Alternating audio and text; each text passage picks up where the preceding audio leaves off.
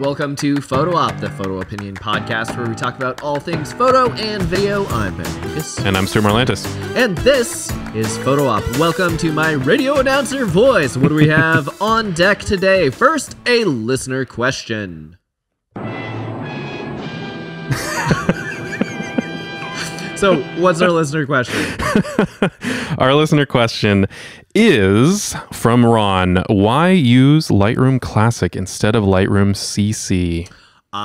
Great question. I will start by saying they are exactly the same thing with one difference. Lightroom Classic, all of your files are on your computer. Lightroom CC or Creative Cloud, all of your photos are in the cloud. So unless you are paying a lot for cloud storage, that sucks. Don't do that. Yeah, I use Lightroom Classic because I don't want Adobe to pester me to upgrade my cloud storage and pay them even more monthly over and over and over again every time I open it. I use Lightroom Classic because I have 18 terabytes of archives, and that would cost a pretty penny to put into the cloud. Just a bit. Yeah. But yeah, at this point, they're functionally identical from a feature standpoint.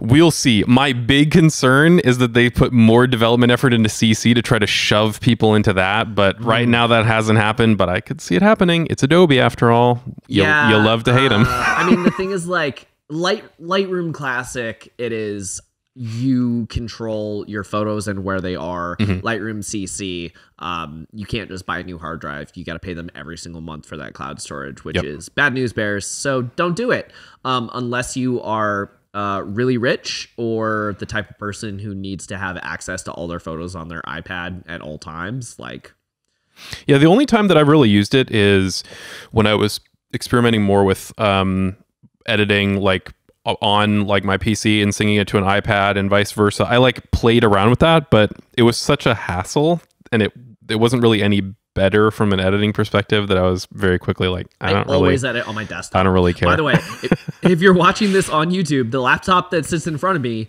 is essentially not used 9 months out of the year because I pretty much only open it when I'm doing a client meeting out here in the studio or maybe this podcast or when I actually am doing a photo booth on the road and need to tether. Otherwise, I have a PC that I do all my editing on. Yeah, if you're really slick, you could set up a VPN to your home server, and then you can or just buy a Synology if you don't want to do that, which is what I use. And then you have your own Creative Cloud.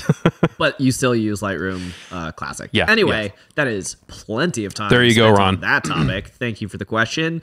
If you want to send in your own question, how can they send it to us? hello@photo-op.show is the email address for that. Or of course, comments. YouTube comments, direct messages, stalking us on social media, all of that. Whatever you want to do.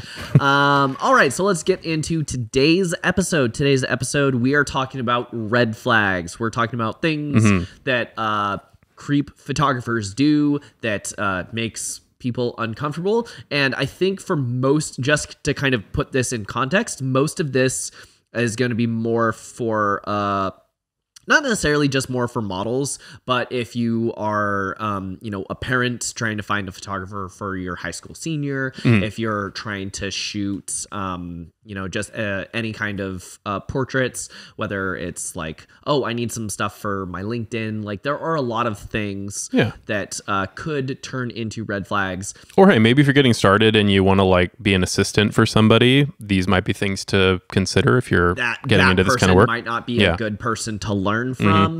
The other thing is we might go down this list, and if we say 10 red flags today and you're 9 of them are yeah, that totally makes sense, that 10th one you're oh no, I do that. Well, maybe think about it for a second and ask yourself and then stop doing that. Yes.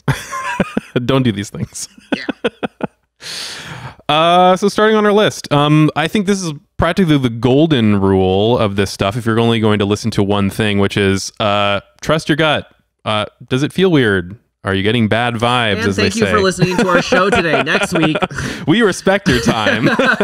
No, please continue listening. But that's, I feel the master one. If it feels bad to you, it's probably bad. You know, Yeah. at worst, what you maybe some hurt feelings if you just got a bad vibe and were incorrect. Like anybody who's legitimate, if you're just like, hey, I'm not feeling this, I don't want to do this. Like anybody that's legitimate is gonna be like, hey, cool, no worries. All good. Yeah. So one of the things that I actually do with all of my wedding clients is I tell them, look, today when we're sitting down and doing our consultation, you haven't signed any paperwork yet. You're deciding if you want to hire me. This goes both ways. You need to make sure that I'm a good fit for you, but I'm also kind of making sure that this is a good fit because I limit the amount of weddings I do so I can give you the time and attention. If for me there are some red flags for couples of like if one of the two people in the couple refuses to attend a meeting, I know that I'm gonna have an even harder time getting photos of them on the wedding day, and they're not gonna cooperate or do like what I want them to. Yeah, lack of investment there. The photos won't be good, and then they will complain to me that the photos aren't good afterwards, and just like that's not worth my time or effort. So I'm vibe checking them, they're vibe checking me, and I also tell them of like, hey, if you don't like my personality, I'm going to be shadowing you for 8 to 10 hours. So if I annoy you, probably don't hire me. 9 times out of 10, that makes people laugh and go, no, you're totally fine. Like we get it, we're clicking, makes sense. But yeah, trust your gut, vibe check, like that is absolutely thing number one. For sure. Let's see, thing number 2, language. Word choice. So there are like one of my friends, shout out to them if they're listening. One of my friends runs their company is called F Yeah Weddings. So their branding and language is going to be very different than my branding and language. But that branding and language, I'm not saying, use of profanities is bad, but they still conduct themselves in a professional manner. Yes. And they still, they're still running a business. They're still saying, hey, these are the things I'm going to do for you. These are the things that kind of I expect when you show up on your shoot day. So there's still a professionality to their language, even though their branding is laced with profanity. Certainly. Yeah. I mean, this is a professional relationship. You don't want anything that feels like aggressively personal or flirty. Like this should be professional communications. You know, if your branding is really aggressive, cool. That's great. Like that's a really interesting angle. But, you know, if your language is professional, then that's what you should look for. I think that gets a lot more kind of into the vibe check thing. If you're shooting anything in a more intimate setting, whether it is a scantily clad model or a boudoir session or something, never talk about her boobs. Like you can say, can you kind of arch your back? Can you push your chest up? Don't say stick your boobs out.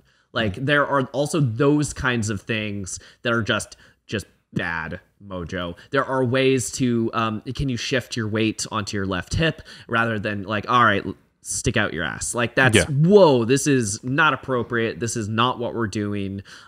Huge red flag whenever I see or hear photographers using that kind of language of like I want to almost blackball them and go out of my way to make sure people don't shoot with them because you should never have to put up with that. And as a photographer, you should never be doing that. Yeah, for sure.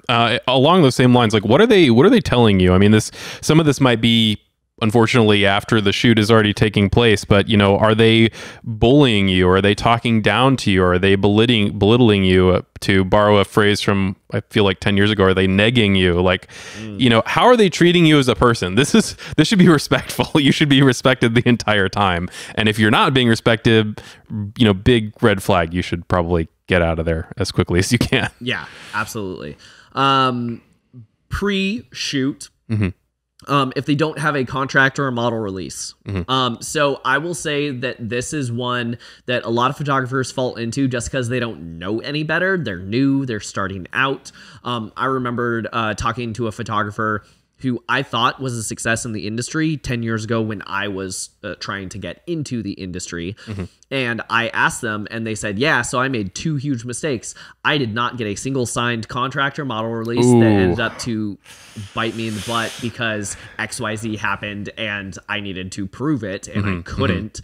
And also I didn't set money aside for taxes. Oh, no. So she's like, I did really, really well this year. I shot over 100 weddings, and now I owe an insane amount of money in taxes because I spent it all. And I'm like, oh, you're the wrong person to be taking advice from. Okay. But also, you can learn stuff from that too. But all of that to say, contracts, model releases, all super important. If you're new, start using one. If you try to connect with someone and they don't have one, that could be a red flag. If they refuse to sign one, but they don't say why, that could be a red flag. There could be something objectionable in your contracts that read your contract. But then they will but then they will say, hey, I don't like this part. And I've actually revised my model release because I was shooting headshots for an office full of lawyers, and the lawyers looked at it and go, yeah, I can't sign that part. So I made essentially a new second model release that had that one sentence taken out, and they're like, okay, we're good now. There's a huge difference between that and no, I won't sign a model release. Why not? This protects both of us. This says what you get, and this says what I get. Like, the contract is for everyone involved. Certainly. Also, pre-shoot, you should read your contract. You should also look into their portfolio. What have they shot? What's out there? What has this photographer done? Like, what is the portfolio like? We're not asking you to be like, to technically critique their portfolio, but what do you see? Even as a layperson, what vibe, to reuse that term, are you getting? Yeah. Right? If just because someone has a website doesn't mean they're not a creep.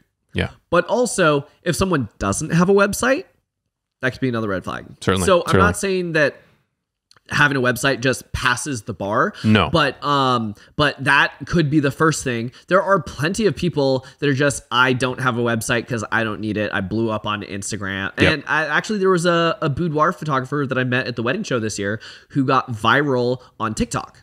And they don't have a lot of web presence outside of their social media because they are paying 100% of their rent and filling 100% of their slots through their Instagram and TikTok. Okay. Which, like, that could be a thing. But then if you look at their social media, if it's been dead for a long time, guilty as charged. Like, my stuff Same occasionally here. gets. But when you look at it, it's not, I posted 3 things and then just neglected it. Just because it's been a month or two since a wedding gone up doesn't mean that I'm not shooting weddings. Certainly. But if you look at something and someone hasn't posted something since like 2010, maybe that's an issue. Maybe that's a red flag. If you look at the portfolio and the models look uncomfortable or almost abused, like Terry Richardson comes to mind.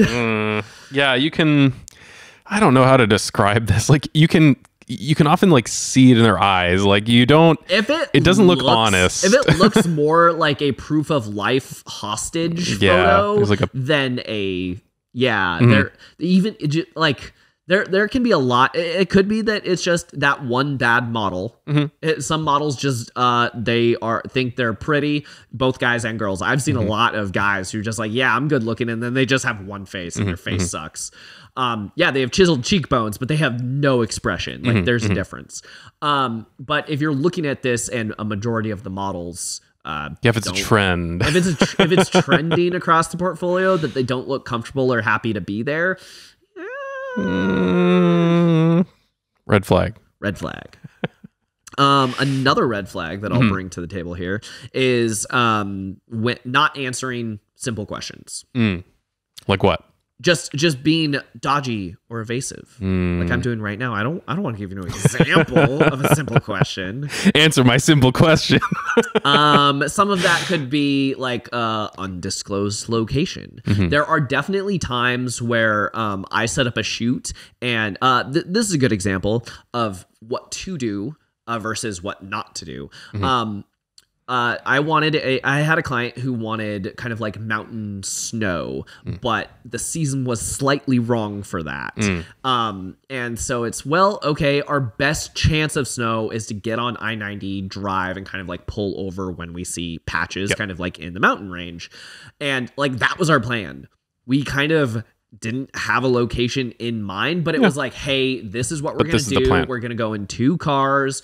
We're going to, you know, follow each other, blinker, you know, all of that. And that is kind of like safe, good plan of just like, we're going to go down to Mount St. Helens and kind of hike around and see what we can do. That's something rather than like, oh, I'll let you know when we get there. That's exactly. Yeah. You should have some of the details may be a little bit vague. There might be, you know, creative energies that are going to happen day of to lead to the success of the shoot. But there should be a plan. There should be something. Like people should be on the same. That's very different than I feel like this person is keeping something from me. Exactly. What are some other red flags? How about bringing a friend? Not everybody's comfortable by themselves or confident by themselves. Absolutely. You might want to bring a friend along. That's totally valid and totally cool. Like what's wrong with that? You know, I mean, hopefully the friend isn't disruptive, but you know, that's not a legitimate reason to turn people down. Yeah. So bringing a friend, it's funny because, from the photographer side of this, I know the reason why some photographers say no that are not creeps, but there is also kind of a fine line that you have to tread with that if you fall into this camp. So, saying no, you can't bring a friend immediately puts them in a vulnerable position and is bad. Huge red flag. Definitely don't do that. Because the question they're asking is why? Yes. Why? So when it comes to like high school seniors, some high school seniors, like you have to get a model release from their parents if they're not 18. Certainly. Right. But having mom at the shoot means that they're cringing and they're like, oh God, mom, stop it. And she's like, oh, my baby is so cute. And you're not getting the best out of your portrait subject because they're cringing and minimizing themselves and be like, oh, why is she here? Which is very different. If you have a studio, mom can wait in the waiting room, and that's different than like if you go out on location. Like if you're going to bring a friend, maybe bring like a friend rather than like someone like that who's going to make you cringe. The other side to that is if I'm doing a boudoir session, which is another opportunity where people would say I, for safety and comfortability, would like to bring a friend. I always like to draw the line of that's totally fine. You can bring the friend, but having a peanut gallery is going to change the energy in the room. Certainly. And if that energy in the room becomes disruptive, I will ask them to wait outside. Because there are some people that having another set of eyes in the room makes them feel judged or makes them feel uncomfortable. And it could be their best friend in the world, but if that best friend is shouting comments from the sidelines, that's bringing a bad energy to your shoot. So I will never say no of like, you can't bring a friend because they want that for safety, but it's, hey, these are the guidelines because I want to make sure that the person you're bringing is not being disruptive, whether it's that high school senior bringing someone who's going to embarrass the crap out of them or someone who's going to kind of make them feel bad and self-conscious about themselves. So that's the other side of it, but you can't say, no, don't do that because that's creepy. There is, that would be immediately like, what are you intending? If I can't bring a friend, then what's the deal? What are you intending with this? But yeah, I mean, you know, in that example that you gave, like worst case scenario, if they're being disruptive and you ask them to wait outside, they're still there. They can still help. Indeed. They can still protect if needed. You know, there's still a level of comfort that's built there, even though maybe it got a little bit out of control. And that's very confidence inspiring. So yeah. Some other red flags is if someone is kind of going back to the negging thing, if they are threatening to drop you as a client, because you know what, if you're not going to do it, I'm so popular, I have other people waiting. They're trying to like pressure you into something. This doesn't even this doesn't even apply to like model safety. Well, it does apply to model safety, but I mean, it doesn't just apply to that. This could be like a high pressure sales tactic, and they're trying to like force you to, of like, oh, you have to do it right now or you can't, whatever. Whereas I know from the photographer side of things, this year, I got some 30-something requests for October weddings. Well, you know the problem with that? I'm just me. I can't fulfill 30 requests. So the flip side of that is if you're a photographer and you're using that as a high pressure sales tactic of I'm so popular, you have to do it. First of all, don't, because it feels bad on the flip side of that. But also just feel good that, oh, you have so many people. Great. I'm going to book my October. I know my October is going to be booked. If you don't feel confident right now, that's your choice and that's totally fine. I'm not going to pressure you because I know someone else is going to come along. And from, in the client's perspective, if somebody tells you that, if it was really true, like if they're really trying to pressure you, but they've got so many clients, like that's how they will approach it. It will be, oh, just so you know, this is the situation. You may lose your ability to do this because XYZ, but hey, it's cool. It's your choice. If somebody's really trying to pressure you, then the answer is maybe they have an ulterior motive, or maybe they don't have that many clients. Because if they did, why not just walk away? Why even go through the stress? Just be like, I got other people, see ya, right? Yeah, exactly. That's immediately weird. Exactly. We have spent a lot of time, I know we've kind of gone through our list talking about red flags when it comes to kind of like safety and creepiness level, but I feel like we could add on a few more that are red flags regarding like scummy sales tactics. Boy, yeah. There's so in the creative industry, there's so many sales tactics. Is there any scummy red flag sales tactics that pops into mind?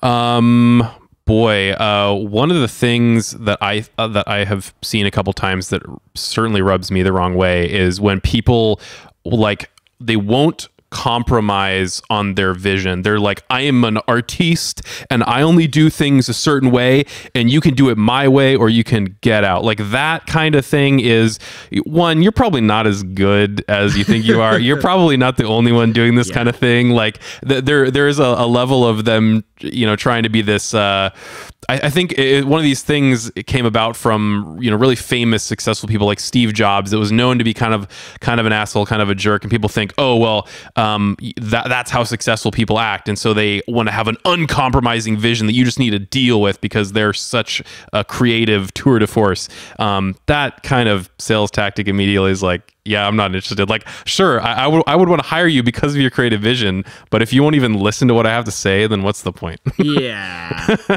That makes me think of like any movie I've seen where someone hires like a famous wedding planner and the wedding planner is like, great, this is the style we're going. And it's like, oh, you're going to make everything red. I hate the color red. Like, why are you not listening to me? It's like, yeah, but it's the in color this year. Yeah, actually, that's not as impressive if you're trying to sell that as you think you're coming off. It's not. The other one that is if something sounds too good to be true. So one of the things that we've talked about a couple of episodes ago is should you give family and friends a discount? Yes. And in that episode, I said I kind of purposely set my prices so that anyone from a wedding show, anyone from one of my preferred vendors, anyone who's like a close friend can kind of get that small discount. Yeah. Which is not to say that I'm scamming the people who don't get that discount. It's not like they're getting a 90% discount. No. It is a very small percentage. But there is something to be said for when you go to a wedding show, there's a big difference between like, wow, I can save a few $100s. This is amazing. And wow, I get 70% off of like either pricing. This person is incredibly desperate for bookings or no one has ever booked them at full price. That is... You see this in literally everything. These like price, like setting a fake price. Black Friday has me real disappointed. Black Friday. Because they're like, hey, buy this TV for $1,000. I'm like, that's not a good price for a TV. And they're like, yes, but it used to be $9,000. I'm like, that is also not a good price for a TV. Or you'll see it like $1,000, all day, every day. And like 2 weeks before Black Friday, they'll raise it to $1,200 just so that they can say, oh, special sale, $1,000 for Black Friday. It's like... But it's always that price. Yeah. Oh boy, it's yeah. Always that price. Playing around with pricing. Yeah. Not so good. The weird pricing should be very clear and consistent. It should be very clear and consistent. Here's another red flag. So if they will not send you pricing. Now, I will say that there's a caveat there versus having pricing, just people can immediately look on your website and go, there's the pricing versus not. If you are high priced, that is a deterrent and you're going to lose people. If you're high priced, you need people to interact, touch, feel, get an emotional connection before you show them the prices. That is a sales tactic.